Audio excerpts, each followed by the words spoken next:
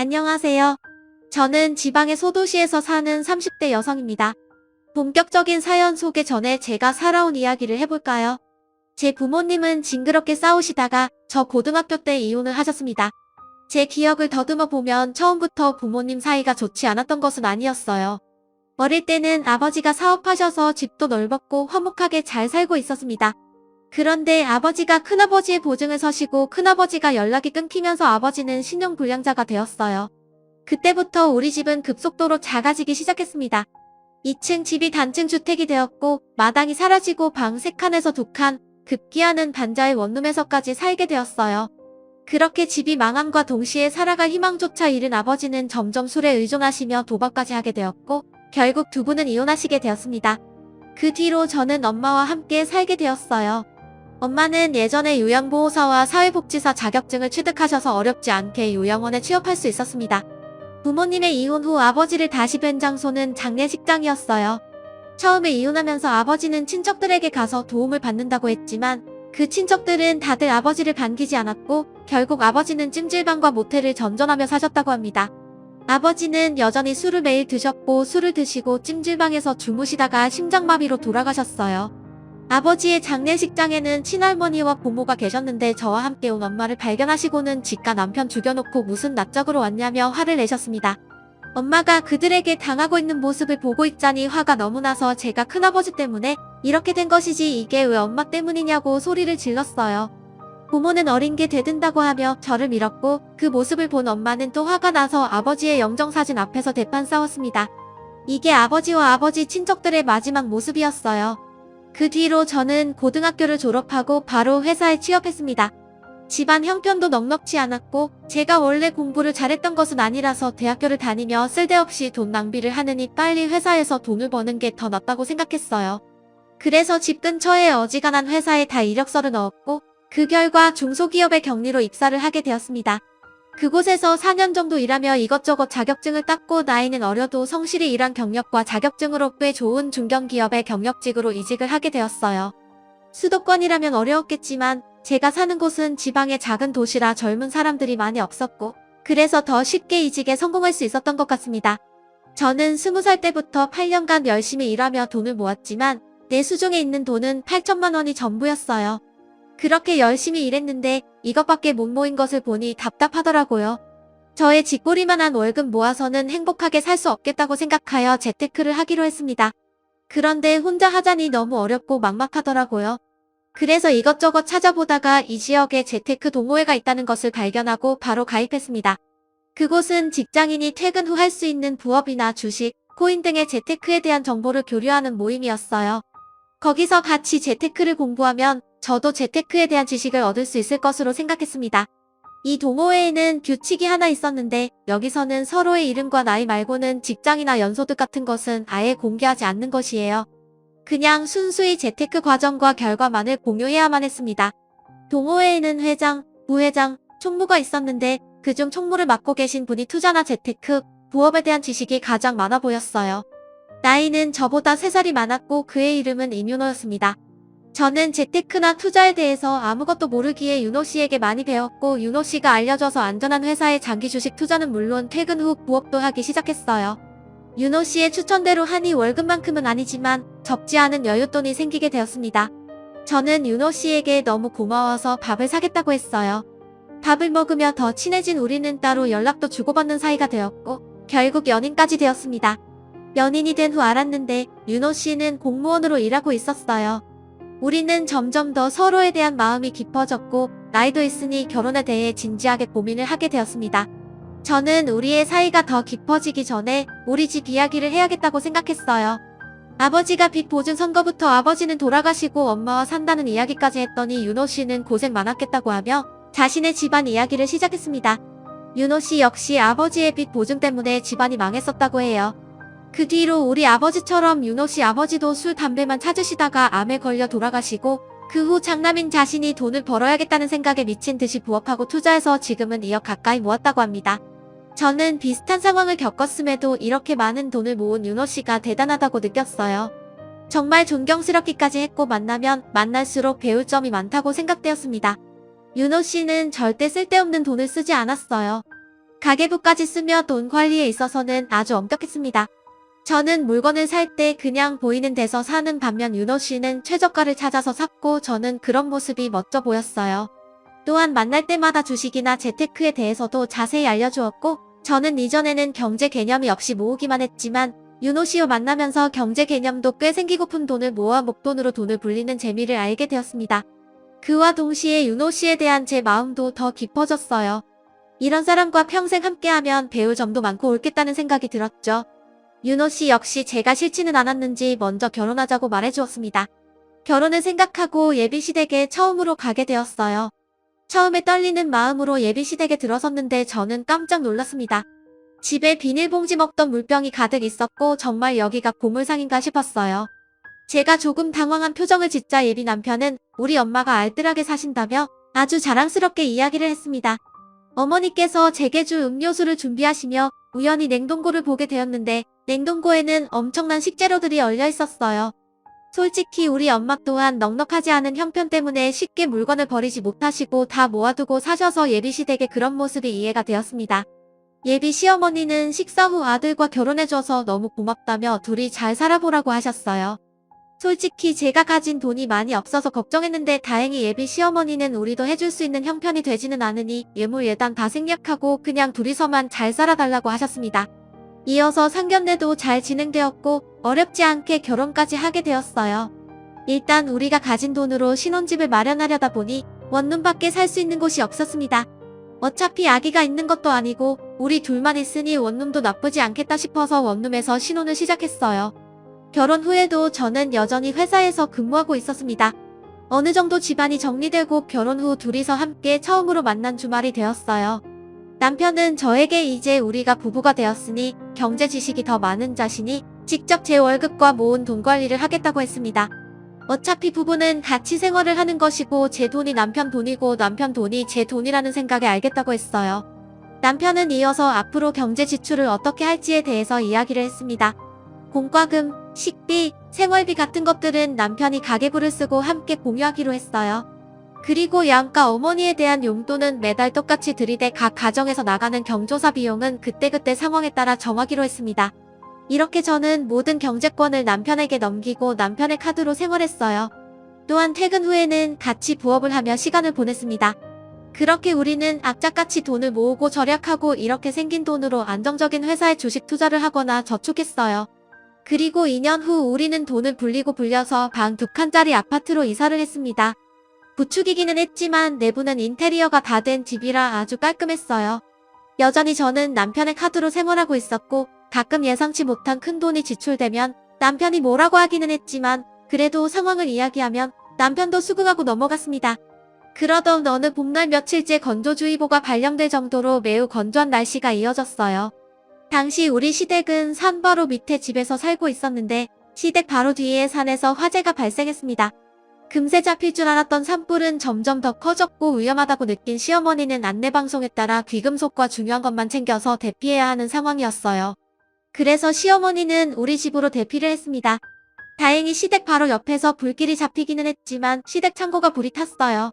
시어머니가 물건을 절대 버리지 못하는 성격이라 집에 물건이 쌓여 있어서 창고를 하나 만들었습니다.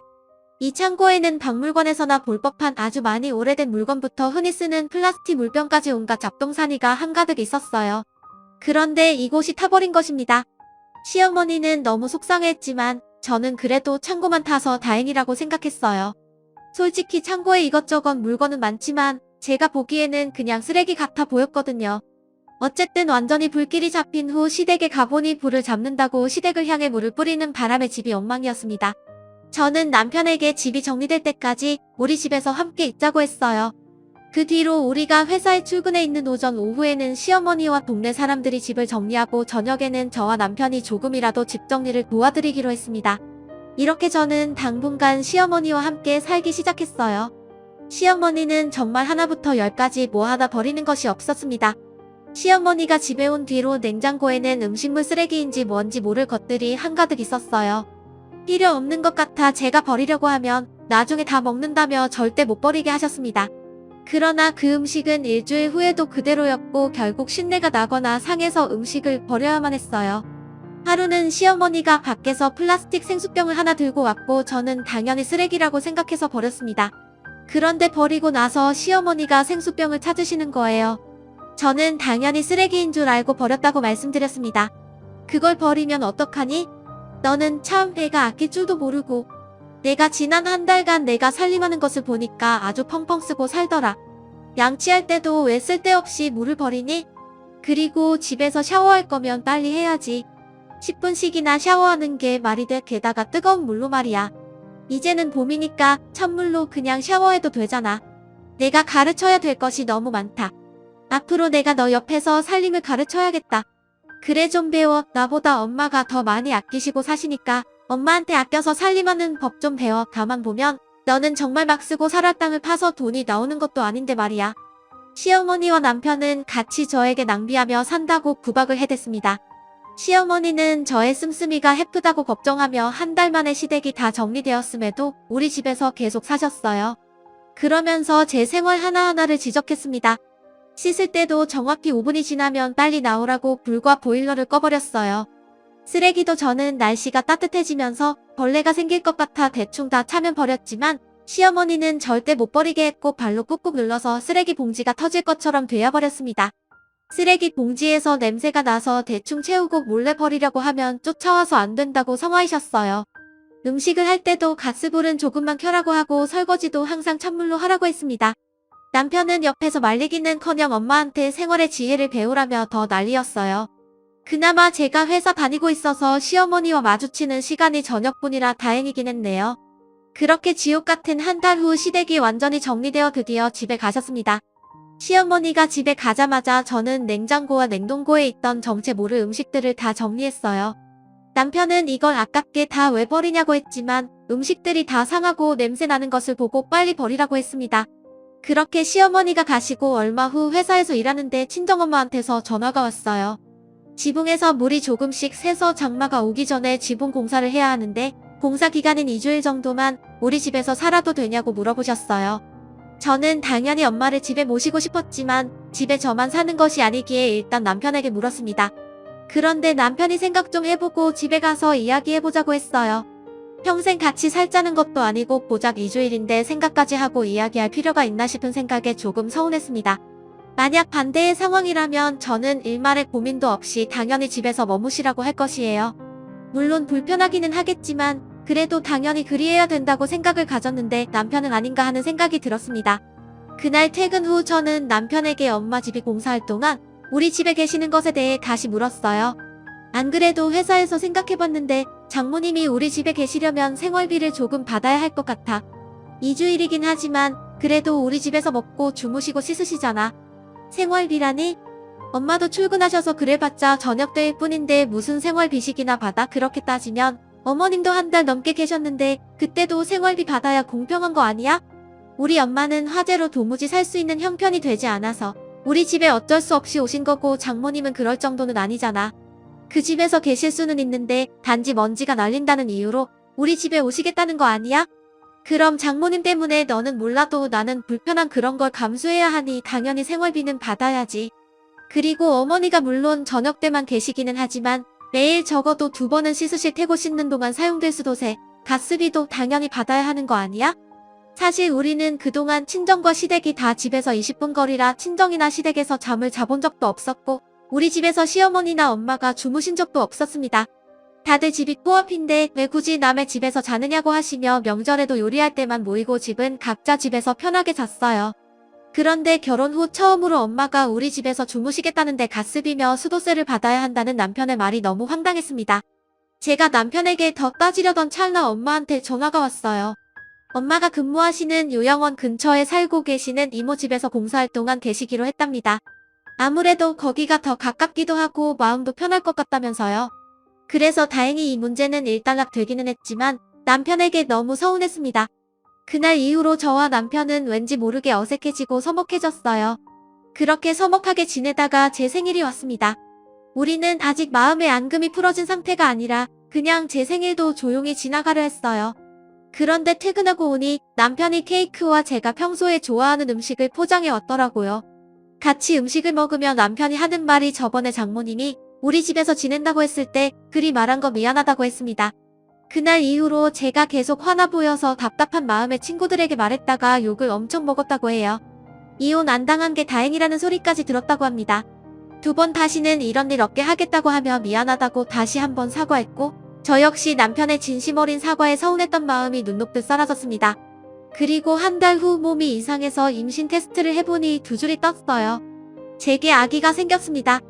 사실 우리는 돈을 좀 더 모으고 아기를 가지려고 했는데 생각보다 일찍 생긴 아기에 조금 당황했어요. 그래도 저도 남편도 우리의 이세가 생긴 것이 너무 행복했습니다. 그런데 대부분 아기가 처음 생기면 좋은 옷과 신발을 새 것으로 사주잖아요. 남편은 생각이 달랐습니다. 어차피 아기가 금방 크기 때문에 좋은 옷을 사줘봤자 얼마 입지 못한다고 하며 여기저기서 중고로 옷을 엄청 받아왔어요. 아직 태어나지도 않았고 성별조차도 모르는데 집에 베넷 저고리부터 초등학생이 입을 만한 옷까지 엄청 많았습니다. 그런다고 옷이 좋은 것도 아니었어요. 물론 한두 개는 브랜드 옷도 있었지만 대부분은 누래지고 허름한 옷이었습니다. 제가 남편에게 우리 아기에게 어떻게 이 옷을 입히냐고 하니 집에서만 입히는데 뭐가 문제냐고 했어요. 또한 아기를 키우는데 꼭 필요한 것은 아니지만 있으면 좋은 유모차, 아기띠 같은 물건들은 다 중고거래나 아는 사람이 쓰던 것을 받아왔습니다. 이렇게 여기저기서 받아오니 집이 창고 같아졌어요. 이미 아이를 키우고 있는 친한 언니들은 남편 말이 틀린 것은 아니라며 알뜰살뜰해서 참 좋다고 했지만 저는 너무 스트레스였습니다. 그러다가 제가 입덧이 시작되었어요. 밥 냄새, 김치 냄새만 맡아도 속이 너무 안 좋았고 음식 생각만 해도 속이 울렁거려 일상생활이 거의 불가했습니다. 게다가 병원에서는 유산의 위험이 있다고 하며 집에서 절대 안정을 취하라고 했어요.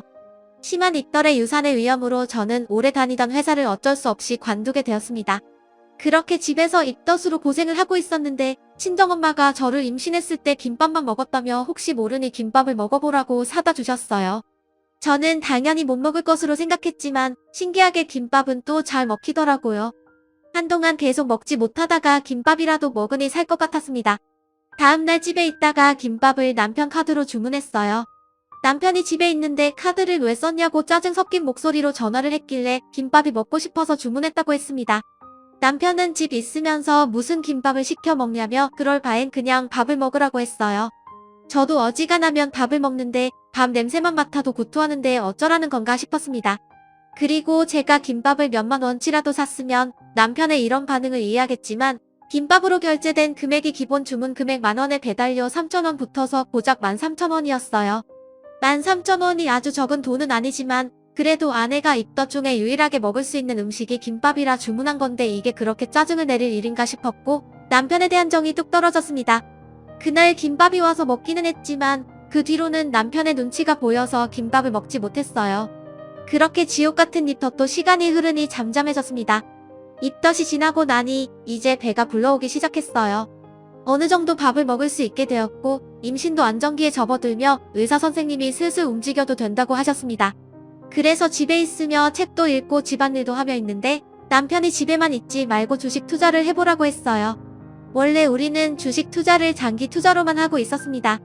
그런데 남편이 주식을 잘하는 사람들은 단기로도 투자를 많이 한다며 한번 공부하며 해보라고 했어요. 그러면서 되지 않던 컴퓨터도 최신식으로 바꾸고 자신의 주식 계좌를 알려준 후 저에게 500만원을 건네주었습니다. 저는 남편이 준 500만원으로 단기 투자를 시작했어요.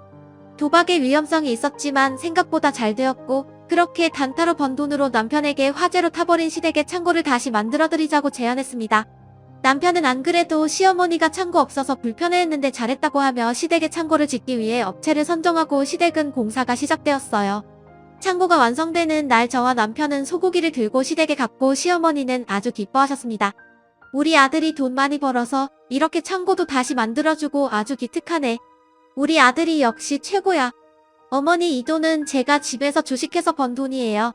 그러니까 저도 칭찬 좀 해주세요. 내가 무슨 돈이 있어서 주식을 해서 이런 창고를 사드려? 집에 있으면서. 제가 남편이 준 500만원으로 주식 투자해서 돈을 이렇게 불렸어요. 그치 여보 그래봤자 다 내 돈으로 한 건데 뭐 그러니까 내가 한 거지.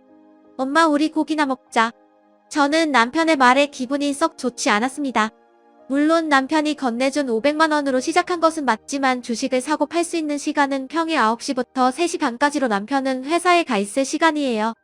폰뱅킹을 아예 하지 않는 남편은 그 시간에 주식 투자를 하고 싶어도 할 수 없었고 따라서 그 돈을 불린 것은 오로지 저 혼자 한 것이었습니다. 게다가 이 창고를 먼저 짓자고 제안한 것도 저예요. 그런데 그런 저에게는 최소한 그동안 수고했다 고맙다는 긍정적인 말은커녕 오로지 남편만 챙기는 시어머니와 이 모든 것이 다 자기 돈으로 했다는 식으로 말하는 남편이 너무 싫었습니다. 그날 먹은 고기는 기분 탓인지 정말 고무 같았어요.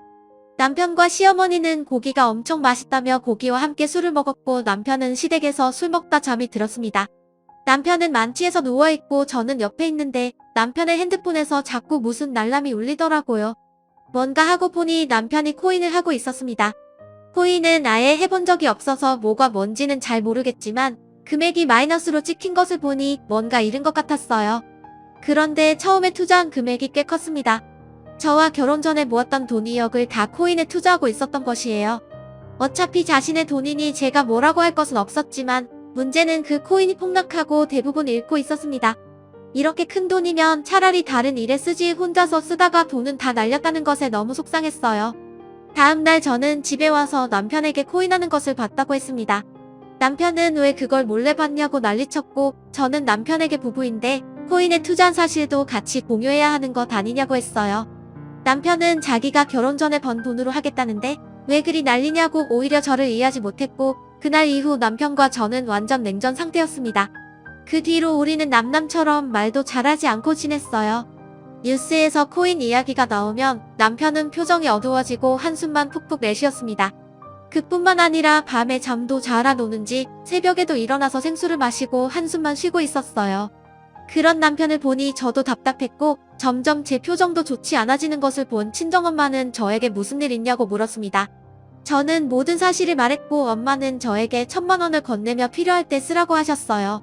엄마에게 돈을 받기 너무 죄송해서 거절했지만 여자도 돈이 조금은 있어야 한다며 가지고 있으라고 하셨습니다. 그렇게 답답하게 살던 어느 날 새벽에 잠을 자다가 배가 너무 아파서 깼어요. 뱃속에 아기에게 문제가 생긴 것 같아서 다니던 산부인과에 바로 가려고 했지만 남편이 가지 못하게 했습니다.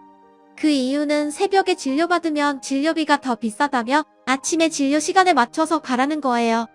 그런데 저는 태어나서 이렇게 배가 아픈 적이 있었나 싶을 정도로 배가 너무 아팠습니다. 저는 당장 병원에 가고 싶어서 콜택시라도 부르려고 했는데 택시는 안 잡히고 남편은 가지 말라고 하며 운전도 안 해주고 미칠 지경이었어요. 아픈 배를 잡고 울고불고 난리를 쳐도 남편은 그냥 참으라고만 했습니다. 그렇게 시간이 지나 해가 뜨고 드디어 9시가 되었어요. 산부인과 진료 시간에 맞춰서 병원에 가서 증상을 말한 후 바로 검사를 하니 이미 아기가 뱃속에서 심정지 되었다고 했습니다. 의사 선생님은 임산부가 배가 아프면 새벽이라도 당장 병원에 왔어야지 왜 안 왔냐고 하며 뭐라고 하셨어요. 이를 이 지경까지 만든 남편은 그 옆에서 아무 말도 안 하고 있었고 저는 눈물을 흘리며 아기를 보냈습니다. 아기를 보내고 누워있는데 시어머니의 엄마가 병원에 도착했어요. 엄마는 괜찮냐고 하며 제 걱정을 하시는데 시어머니는 손주가 유선되었다는데 병원비만 걱정하고 앉아있었습니다. 남편도 역시 그 옆에서 병원비만 걱정하고 있었어요. 그 모습을 보니 엄마도 저도 너무 화가 났습니다. 지금 손주가 유선이 됐는데 그깟 병원비가 그렇게 걱정되세요? 임서방, 자네 제정신인가? 지금 자네 자식이 허망하게 죽었어. 아니, 아기가 죽은 게 왜 우리 아들 잘못이에요? 제대로 품지 못한 전현이 잘못이지. 왜 우리 아들한테 뭐라고 한답니까?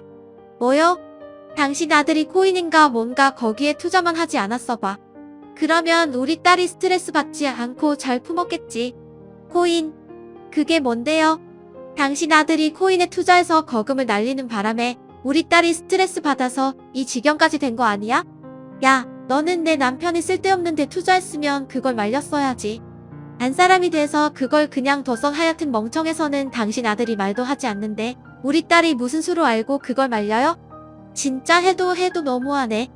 아이도 유산되었고 하니 그냥 이참에 갈라서요. 둘 이혼시킵시다. 엄마와 시어머니는 제 병실에서 대판 싸웠고 엄마는 이혼을 시키자고 하셨어요. 저 역시 뱃속에 아기가 위험한데도 그깟 몇만 원 되는 진료비 차이가 난다고 진료를 못 보게 한 남편과 더는 같이 살 자신이 없었습니다. 일단 친정에서 몸조리 후 몸이 어느 정도 회복되자마자 이혼을 하겠다고 했어요. 그런데 그냥 이혼할 수는 없었습니다. 제가 주식으로 돈을 불린 것이며 남편에게 넘겼던 저의 월급이 아까웠어요. 그래서 그 돈을 달라고 하니 남편과 시어머니는 당연히 안 준다고 했습니다.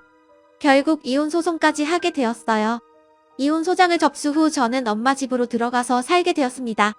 어느 주말 엄마와 집에 있는데 누군가 집으로 찾아왔어요. 문을 열어보니 예전에 아버지가 보증을 서줬던 큰아버지였습니다. 큰아버지는 엄마를 보자마자 무릎을 꿇으며 정말 미안하다고 하며 엄마에게 거액의 돈을 건네셨어요. 상황을 들어보니 큰아버지는 그때 사업하며 빚을 많이 지셔서 도망쳤다고 합니다. 그렇게 도망다니며 일용직으로 일했고 노숙 생활을 하면서 돈을 모으고 모았다고 해요. 겨우 돈을 다 모아서 아버지에게 돈을 주려고 했는데 아버지는 이미 빚보증 때문에 돌아가셨다는 소리를 듣고 죄책감이 들었고 그래서 그동안 모았던 전 재산을 가져왔다고 합니다. 엄마는 큰아버지의 돈을 받으며 펑펑 울었고 큰아버지는 다 내 탓이라며 미안하다고 했어요.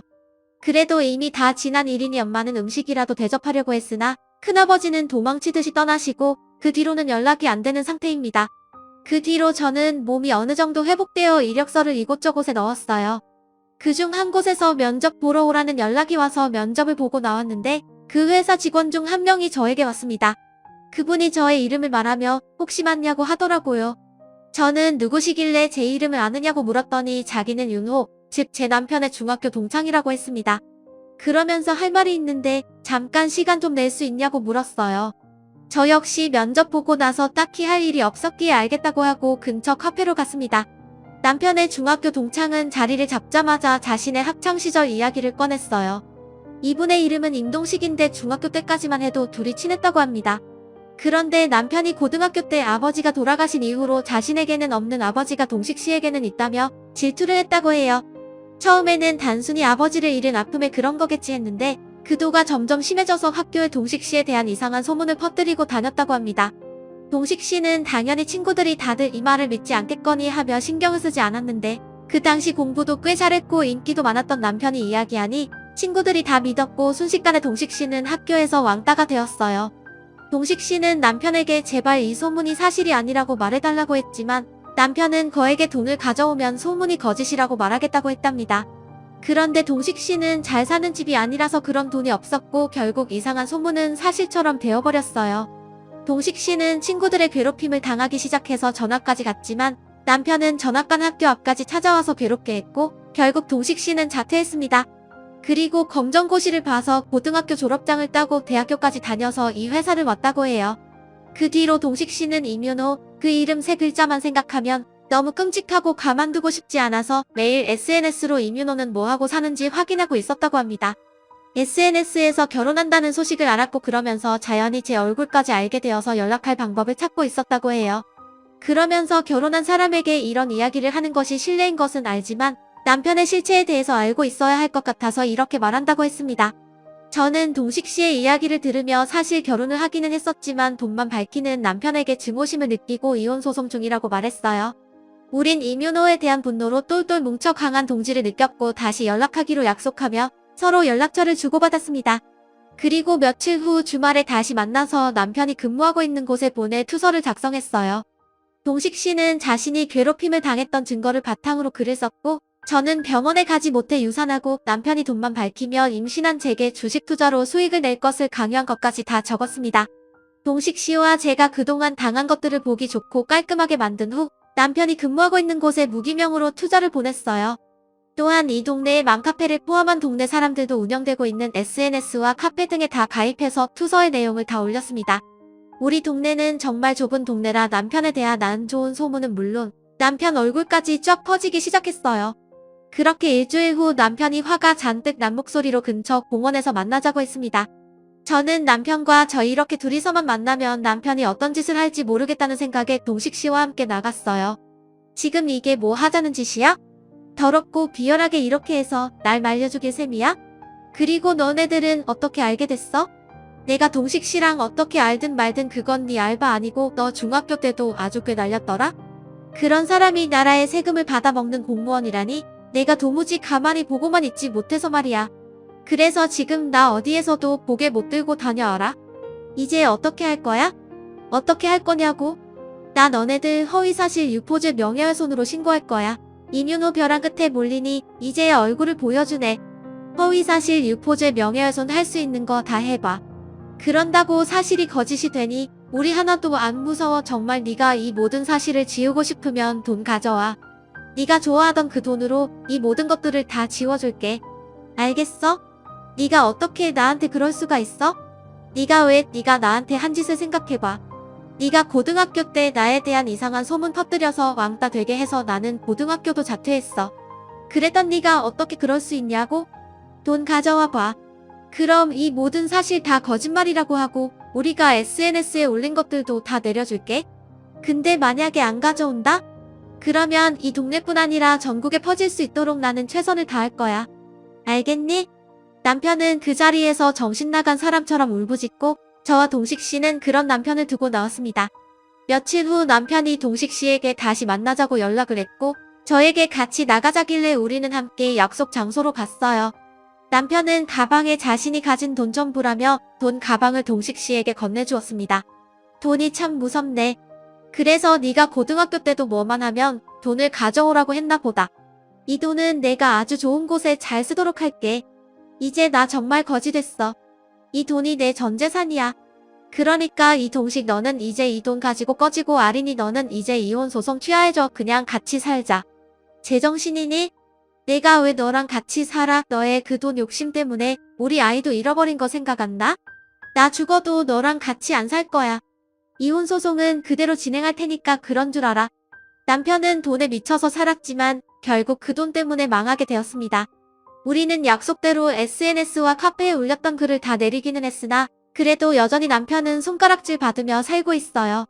또한 저는 이혼 소송으로 위자료도 많이 받게 되었습니다. 그 후 저와 동식 씨는 종종 연락을 주고받았어요. 우리는 서로의 아픔을 위로해주며 마음이 깊어져 연인 사이까지 되고 결혼까지 약속했습니다.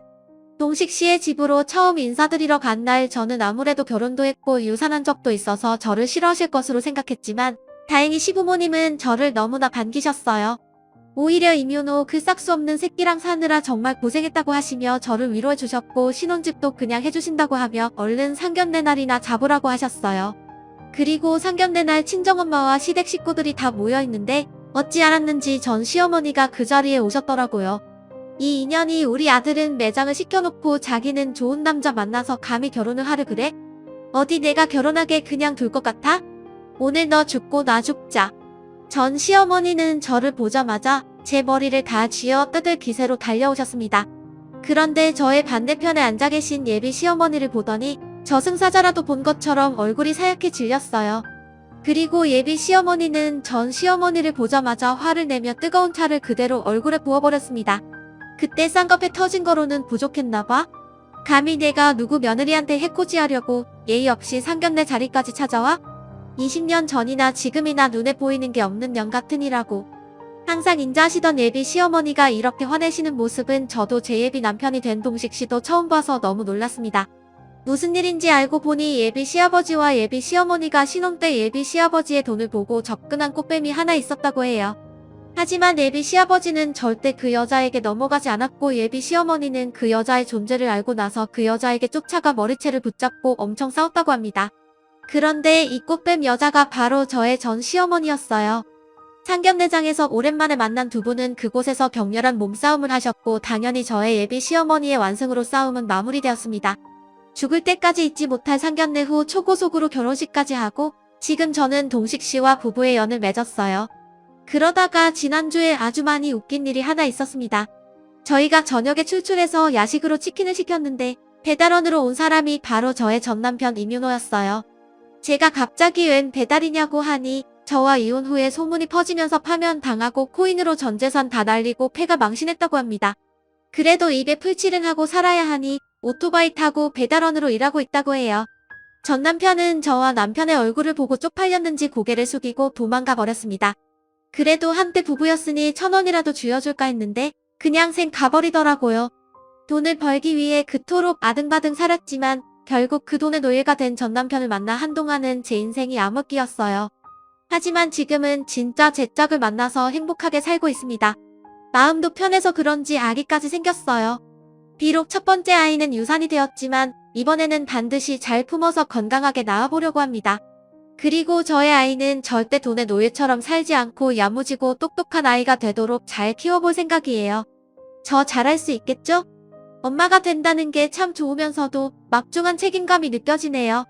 지금까지 저의 사연 들어주셔서 감사합니다. 모두 부자 되세요.